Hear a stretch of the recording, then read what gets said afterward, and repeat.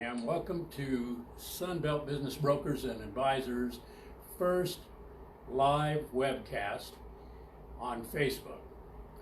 This is the first time we've ever done this, so we're probably going to stumble around and seem kind of silly, not intentionally.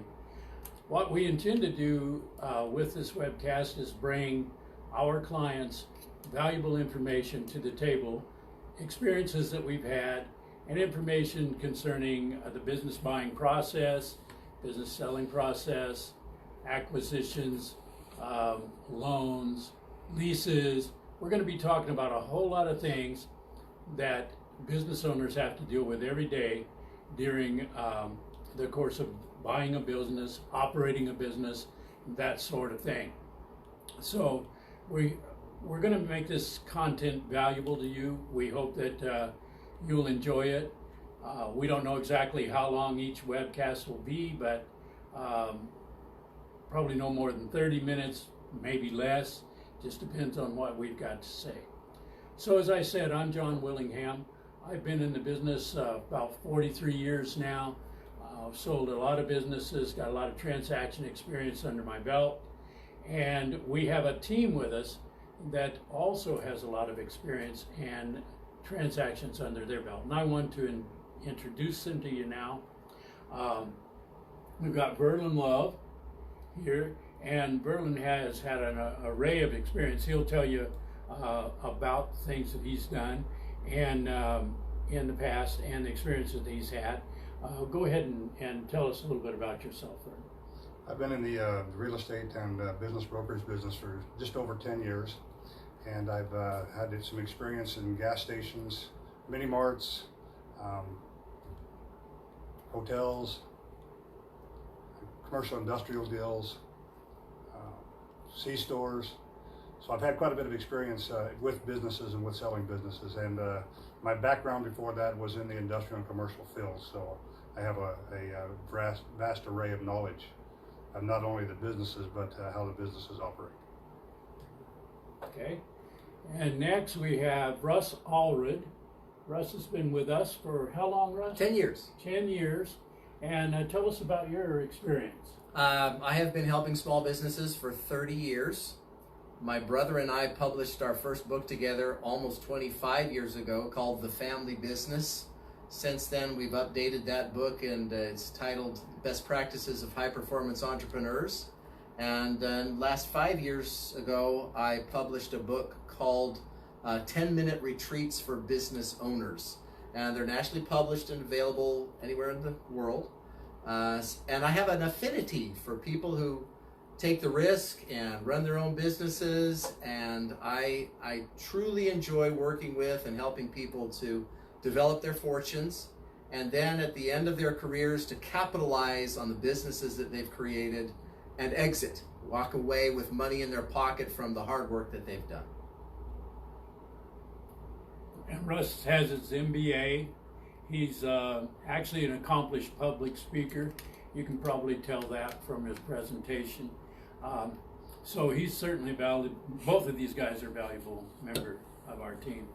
And Carol Bennett. Tell us a little bit about yourself, Carol. Sure. Most of my experience has been in residential real estate for the last 25 years, and also some new home sales experience. I did a lot of hiring for licensed real estate agents for a temporary agency for a period of time. I've worked anywhere from Los Angeles up to Fresno, Texas, Florida, did a lot of traveling, did a lot of training. I've also had my own investments, and so I've done multifamily units, property management, and that all kind of led me here. So I've been here for the last couple of years learning with these fine people, and with John's experience, he's been a mentor to me, and I'm learning quite a bit and enjoying it. Okay, well, thank you. And basically that's what we wanted to do today, but I don't think we've spent enough time with you yet. So I think what we ought to do today is I thought we would talk about leasing.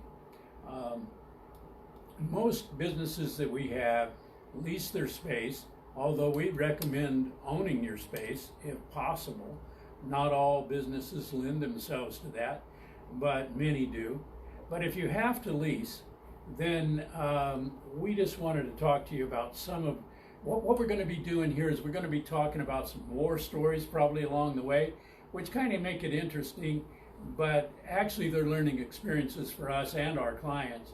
And one of the things you need to learn right away is when you are listing or are going to lease a business or lease property, premises for your business, Or a prison, either way. the listing agent, the commercial broker that has that listed, is probably more interested in the owner of that property than they are in you as a lessee, because the obvious thing is that owner owns several pieces of property possibly, and that commercial broker will be working with that owner for a long time. You're just a one-off kind of situation. And they will represent normally just the lessor and not you.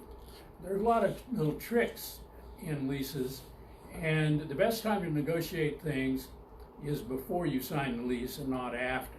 So we're just going to talk about some experiences we've had recently. Now, Russ had an experience recently. Tell us about your experience with the, oh, by the way, all of our businesses are listed confidentially, so we're not going to be able to be naming businesses and things like that, giving a lot of information out about our businesses, but we will talk to you about, in general, the experience that we've had. We recently had a bar that we were selling, and Russ has had a lot of fun with that, and especially with the lessor. So tell us about that, Russ. So the lessor set it up that the owners of the bar could not assign their lease. First of all, they did not want them to assign their lease. If they did assign their lease, they attached a 15% increase in rent upon the assignment of the lease. And what that does is, because many leases have an escalation clause, so every year the rent goes up, but it typically only goes up, say, 2 to 3%. In this instance, if the sellers, the owners of the bar, sell their business and assign the lease to somebody else, the minute those new owners pick up that bar, they're going to pay 15% more rent every month. And it was a bugger to sell. What we ended up doing, and we were creative about this, we came in and we said, we don't want to assign a lease. We don't want the assignment of the lease. We want to negotiate a new lease. And so that took that clause out of the lease contention. So we're trying to create a new lease. There are certain things that we know how to do that maybe the common business owner does not know how to do. And it's because of our experience that we bring to the table that we can help you in that lease negotiation. As it was, we were able to negotiate a simple 3% increase for the assignment of the lease. So it was very effective, but it was only done that way because we knew what we were doing. And didn't the owner have to write a check for $10,000, or did you get out of that? What we ended up doing was the buyer had agreed on a price. It was the seller's fault that they agreed to that original 15% increase. So we reduced the price that the buyers were going to pay for the business by the amount that would satisfy the landlord and eliminate the 15% increase. And the reason we did that, we paid the upfront price because the escalation clause on top of the 15% increase would have been an exorbitant amount of rent in the next 5 years. So we actually, it didn't cost the buyer any more money. The seller, who was responsible for signing the lease in the first place, ended up getting less cash in the sale. So that was a fair approach to their error. And the landlord was satisfied, and they allowed us to not have that exorbitant rent increase. It was a very effective negotiation. Yeah, and that's just one example of things that we see in leases that are harmful to the lessee. Most leases are prepared by the attorney for the lessor, and they're prepared 100%. in the favor of the lessor without too much concern for the lessee. But you can negotiate a lot of things out, like that 15% increase. The landlord wanted to lease that space. And at first, when they were negotiating that lease, that seller who had to end up writing that check for $10,000 could have easily negotiated that 15% increase out of that. Another thing that I think we see a lot of times is you have CAM charges. And CAM charges, the way most leases are written, if the owner sells the property, then of course the property tax will go up. And CAM charges include property taxes. So if the owner sells the property and the property taxes go up, then the cost of that is really going to be borne by the lessees that are in that center. And you need to do something, I think, to stop that. So Verlin, what would you suggest that we would do to stop something like that? Normally when you negotiate the lease, you have to negotiate that there's only a certain percent that they can go up in those CAM charges. If you don't put a cap on it, then of course it's going to run wild. And if you can see my face, this is from arguing with one of the lessors. Difficult, very difficult lease negotiation. No, this was a document yesterday, but anyway. So really, it just has to be negotiated up front. It has to be in writing and ironclad contract so that doesn't happen. Right. And those are just a couple of the things that we notice in leases. And we do lessee representation for owners. So before you think that your commercial broker is on your side, just consider that broker is probably really not on your side and is working for the landlord and not for you. We know what to watch out for, and we know how to keep you from getting in trouble on the leases. Carol, did you have anything you'd like to add? Have you got any war stories? Oh boy. Well, we're just working really hard to represent the lessee, as John was saying. And so if you have someone that's not considering the lessee, that's something that we can do. And Verlin, we will fight for you. Something to remember though too, John, is you're always entitled to representation. You can have your own commercial agent represent your side of a lease negotiation. But when you go into a shopping center, the people that represent the owners of the shopping center, they're on their side. Mm-hmm. They're looking out for their benefit, and you're able to hire somebody, an agent, to represent your side. It doesn't have to be a business broker, but we recommend that you have somebody knowledgeable who's looking out for your interests and not the interests of the landlord. And normally we will get the listing broker of that center to cooperate with us on the commission, and it won't cost you a dime. Most of the time, we're able to get the lessor to pay us our fee because they'll share it, the listing broker's commission with us. And so most of the time it doesn't cost them anything, right? Right. Yeah. It's worth it to at least ask. I have another war story. Oh, you do? Yeah, that would probably help a business owner. I had a restaurant owner, and he was going to close his doors. He was going to fail and go bankrupt because his rent was just too high. He could not make enough money selling hamburgers to pay his rent. And so he came to me as a consultant and said, how do I get out of this deal? And I asked him for a copy of his lease. And it turned out that the landlord negotiated, he had a drive-through for his restaurant. And the landlord had negotiated the physical square footage of the driveway in the calculation of rent. So when he said that you're renting this many square feet, it included the driveway. We referred to, at that point, BOMA standards, Building Operations Management Association, I believe. Building Owners Management Association. And so there are these specific BOMA standards that are standard for the industry. The BOMA standards do not allow for the driveway to be included in the square foot calculation. And so we went back to the landlord and said, you have inappropriately charged this guy all these years he's been here, and you cannot continue to charge these according to BOMA standards. And that was written in the lease according to BOMA standards, and so we referred back to the standard that they used to calculate the rent, and we substantially, by hundreds of dollars, reduced his monthly rent. And he was able, a great story.